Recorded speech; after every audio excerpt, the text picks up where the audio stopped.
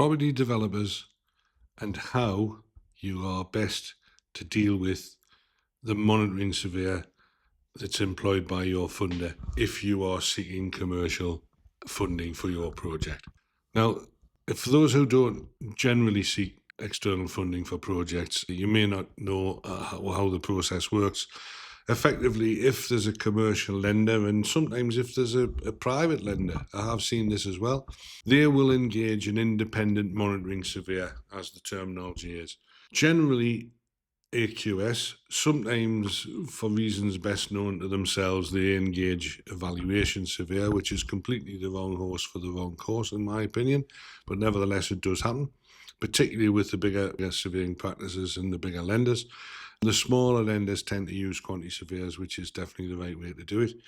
And basically what happens is when you as a developer agree your interim valuations with your contractor, and you then request a drawdown from the funder of the funding arrangement to cover those valuations and to cover any other costs that are relevant and have been agreed to be incorporated into the funding agreement, then you will undoubtedly come across the monitoring surveyor from the funder, who will probably come out once a month on and around valuation day and agree or disagree, as the case may be, to the amount that you're requesting as a drawdown. Now, before all of this gets to that point, one of the things they will have done is that they'll have spent 2 or 3 days before the project starts doing an appraisal of your proposals. Now, that's everything from costs, program, legal agreements such as contracts with the contractor, appointments with the design team, what the planning situation is, what the building control situation is, so on and so forth.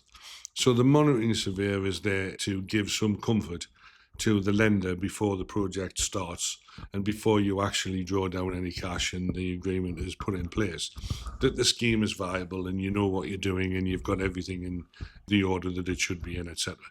So once you're past that hurdle, then you've got to deal with the monitoring surveyor on a monthly basis. Now, one thing I would say is absolutely under no circumstances must you upset the monitoring surveyor. You've got to remember that this person has his or her hand on the till, effectively.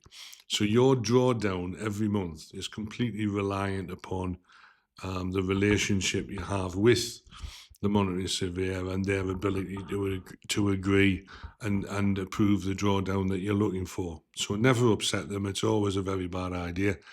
It's a role that we carry out quite a lot in the Ashdown Group. It's effectively the opposite side of our main activities, which is, of course, providing project management and quantity surveying services for clients and particularly for property developers. But quite often we are the other side of the fence, if you like. And the benefit of that is we know exactly what the monitoring surveyor is looking for because we, as I say, carry out that role. So if you've got that situation, my advice would be make sure you have a QS in place on your side, which you should have in any event if you're doing any sort of reasonable sized project. But they talk the same language as the monitoring surveyor. It's much, much easier for them, these professionals, to come to an agreement on the drawdown than it is for you to try and do a DIY job, if you like. The surveyor that you employ, particularly if he's a monitoring surveyor as well on other projects, will know exactly what the funders are looking for, will make sure all the paperwork's in place, make sure the process is as smooth as possible. At the end of the day, you're completely reliant upon that acceptance of the drawdown and the approval of the drawdown. So make it as easy as possible for the monitoring surveyor. That would be my advice.